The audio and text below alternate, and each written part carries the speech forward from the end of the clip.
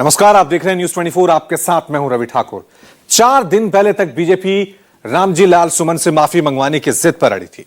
Samajwadi party back foot पर खड़ी हुई नजर आ रही थी, लेकिन सुमन के घर पर हुए हमले के बाद यूपी की राजनीति 180 डिग्री घूम गई है। एक तरफ जहां रामजी लाल सुमन ने माफी मांगने से इनकार कर दिया, तो वहीं समाजवादी पार्टी ने रामजी लाल सुमन के घर पर हुए हमले के खिलाफ ईद के बाद सड़क पर उतरने का ऐलान कर दिया है। यानी अवधेश प्रसाद के बाद अब रामजी लाल सुमन अखिलेश यादव के पोस्टर बॉय बन गए हैं। अखिलेश ने यूपी का सियासी गणित ही बदल दिया है। यूपी की राजनीति को ठाकुर बनाम दलित कर दिया है।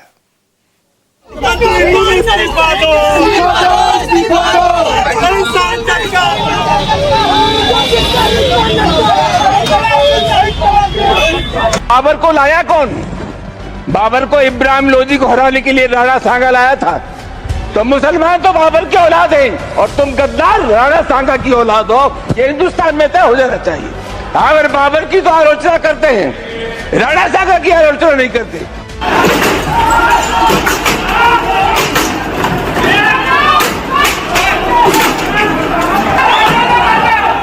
अरे यार, ये गलियों में यार आगे हो रहा, ऐसे भगने की आगे बजाओ।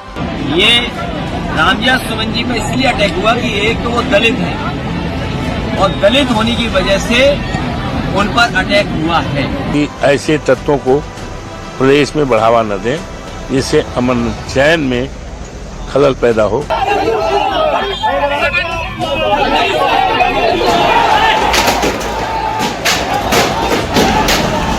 दलित सांसद जिस पे कल कर्णी सेना द्वारा हमला किया गया था, तो ये भारतीय जनता पार्टी की सरकार और प्रशासन की जिम्मेदारी बनती है कि जिस तरह से हमला हुआ, सबसे पहले तो हम उसकी निंदा करते हैं। और जो ये तत्व थे, जो वायलेंट तत्व थे, जो उपद्रव कर रहे थे, इसको ये सरकार पकड़ के जेल में भेजे। इंतजार करिए, जो स्टेप लिया जाएगा। ये रणनीति होती है, इसका खुलासा नहीं किया जाता। रामजी लाल सुमन दलित और समाजवादी पार्टी के सीनियर लीडर हैं।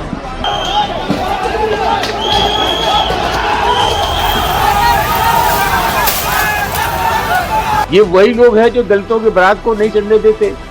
ये वही लोग हैं जो अकलियत के खिलाफ है। ये वही लोग हैं जो पीडीए के खिलाफ है। जहाँ तक माफी का सवाल है, इस जन्म में तो मैं माफी मांगूंगा नहीं, अगले जन्म में मुझे पता नहीं। ये पूरे पीडीए पर और दलित समाज के ऊपर हमला है। समाजवादी पार्टी इसको किसी कीमत पर बर्दाश्त नहीं करेगी और ईद के तत्काल बाद हम कार्रवाई नहीं होती है तो पूरे प्रदेश में आंदोलन।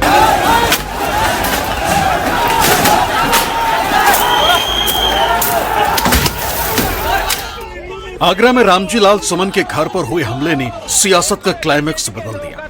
राणा सांगा के कथित अपमान को तोल देकर जो बीजेपी समाजवादी पार्टी के खिलाफ फ्रंट फुट पर खेल रही थी, देश भर में राष्ट्रवाद का नया ज्वार पैदा कर इंडिया गठबंधन की राजनीति को कटघरे में खड़ा कर रही थी, उस बीजेपी का खेल उल्टा पड़ गया।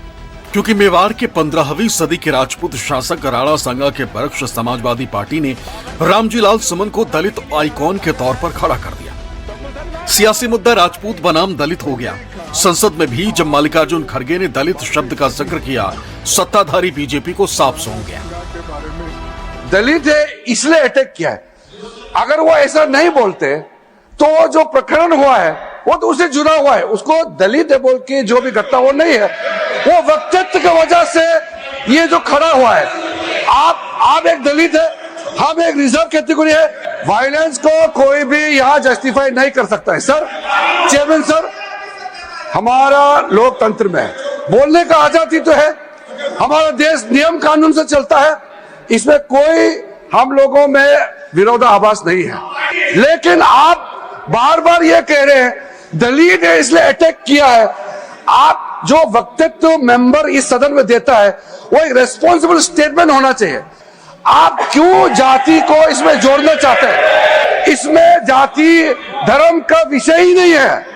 ये एक मेंबर ने जो स्टेटमेंट दिया है उसको खंडन करने का विषय है। एक तरीके से आपने समर्थन दे दिया है कि रामजी लाल सुमन ने जो कहा है सही कहा है, आप एक तरह से इंडोर्स कर रहे हैं। इस देश में जो भी पेट्रियट्स हैं, देश के लिए लड़े हैं, उनका मैं सम्मान करता हूं, लेकिन इसका मतलब ये नहीं है कि कानून अपने हाथ में लेकर अगर कोई किसी के घर पे जाकर तोड़फोड़ करता है, ये और तोड़फोड़ करता है, अगर उसकी संपत्ति को तोड़ता है, ये कभी हम नहीं मानेंगे। इसको मैं खंडन करता हूं। इस चीज को आपके बात से सहमत है, लेकिन इन्होंने वो मुद्दा उठाकर एक पे जान मारने की कोशिश करते हैं, उसके घर पे जाते हैं और उसकी गाड़ी तोड़ते हैं, घर तोड़ते हैं। ये अपमानजनक जो दलितों के खिलाफ हो रहा, ये कभी नहीं सहन करेंगे। पूर्व प्रधानमंत्री चंद्रशेखर के करीबी रहे रामजी लाल सुमन मुलायम सिंह के साइकिल पर बैठने के बाद पार्टी के सबसे बड़े दलित चेहरा बन गए। 1999 से 2009 तक वो 2 बार समाजवादी पार्टी के टिकट पर फिरोजाबाद सीट से जीतकर लोकसभा पहुंचे। फिर अखिलेश यादव ने उन्हें समाजवादी पार्टी का महासचिव बनाया और 2024 में पार्टी ने उन्हें राज्यसभा भी भेज दिया। हालांकि लोकसभा चुनाव में फैजाबाद सीट से जीतने वाले अवधेश प्रसाद 2024 के बाद ज्यादा लाइमलाइट में आ गए और पार्टी के दलित चेहरे के तौर पर अवधेश प्रसाद ज्यादा सुर्खियों में रहने लगे। लेकिन राणा सांगा पर विवादित बयान और करनी सेना के हमले के बाद एक बार फिर रामजी लाल सुमन समाजवादी पार्टी के दलित आइकॉन के तौर पर उभर आए, क्योंकि पार्टी ने रामजी लाल सुमन के घर पर हुए हमले को समाजवादी पार्टी ने दलित और पीडीए पर हमला बता दिया है। दलित सांसद पर हमले के खिलाफ ईंट से ईंट बजाने का ऐलान कर दिया। ये रामजी सुमन जी पे इसलिए अटैक हुआ कि एक तो वो दलित है और दलित होने की वजह से उन पर अटैक हुआ है। ये पूरे पीडीए पर और दलित समाज के ऊपर हमला है। समाजवादी पार्टी इसको किसी कीमत पर बर्दाश्त नहीं करेगी और ईद के तत्काल बाद हमें अगर कार्रवाई नहीं होती है तो पूरे प्रदेश में आंदोलन। यूपी में दलित की अहमियत क्या है, ये 2024 के लोकसभा चुनाव के नतीजों से जगजाहिर हो चुका है। इंडिया गठबंधन ने बीजेपी पर संविधान बदलने और आरक्षण खत्म करने का इल्जाम लगाया, जिससे दलितों का एक बड़ा तबका बीजेपी से हाथ छुड़ाकर इंडिया गठबंधन की तरफ आ गया। 2024 के लोकसभा चुनाव में समाजवादी पार्टी ने यूपी की 80 में से 37 सीटें जीतकर इतिहास रच दिया। बीजेपी की सीटें 62 से घटकर 33 रह गई। रामजी लाल सुमन पर हुए हमले ने अखिलेश यादव को दलित वोटों को और मजबूत करने का अवसर दे दिया और अखिलेश यादव ने इस मुद्दे को अपने पक्ष में करने के लिए सारे दाव आजमाने शुरू कर दिए। सोशल मीडिया पर भी दलित और अम्बेडकरवादियों का समूह रामजी लाल सुमन के बचाव में युद्ध छेड़ चुका है। कुछ लोग दूरदर्शन का एक पुराना वीडियो शेयर कर पूछ रहे हैं कि क्या दूरदर्शन पर दिखाया गया ये सीरियल भी झूठा है। इब्राहिम लोदी ने अमीरा पे भरोसा नहीं किया जा सका। इन बात से मैं काबुल में बादशाह बाबर के पास संधि प्रस्ताव भेजो है। पर राणा जी, लोग कहवे है कि उनकी नजर पूरे हिंदुस्तान पे, अड़ी हालत में उन्हें निमंत्रण देने का बुद्धिमत्ता होवेली। अज्जा जी, आपने यह भूलना नहीं चाहे कि वह एक मुगल है और वारी रुचि बस लूट मार में है। बाने लूट मार को माल ले जान दो, माने तो बस दिल्ली न आगरा चाहे बस। पर हुक्म, जदे वो दिल्ली में ही रुकी गया तो कहीं बात करो हो उदय सिंह जी। चंगेज खा रुक्यो, तैमूर रुक्यो, अरे ये सब तो लुटेरा है, लुटेरा। मैं बाबर के पास प्रस्ताव भेजो है कि जो दिल्ली पर आक्रमण करेगो तो मैं तुरंत आगरा पे धावा बोल दे वाला। आप सही फरमाओ राणा साहब, ये उठो ने सिंहासन माथे बिराजो। बस ठीक।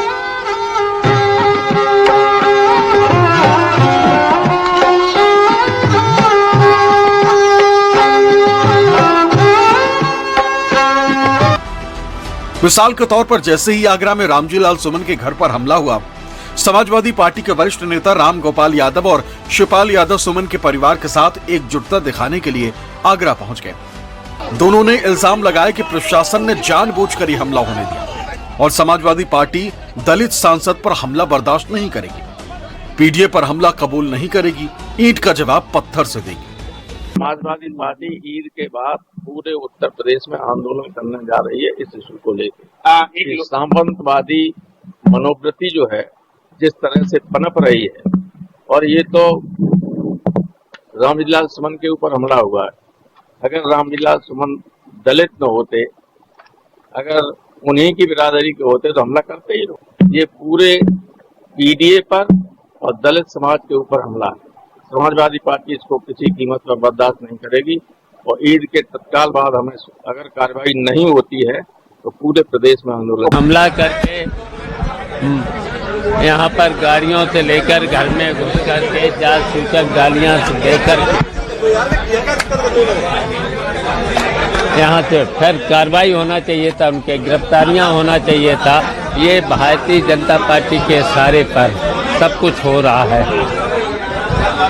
और ये पूरे देश का सौहार्द बिगाड़ना चाहते हैं भारतीय जनता पार्टी के इशारे पर।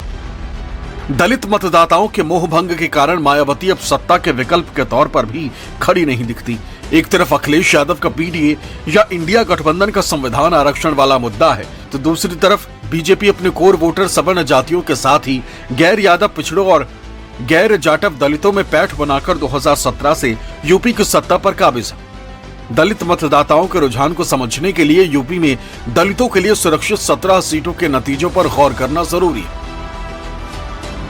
2019 के लोकसभा चुनाव में यूपी की 17 सुरक्षित सीटों में से 15 भाजपा को मिली, लेकिन 2024 में बीजेपी की झोली में सिर्फ 8 सीटें ही आई।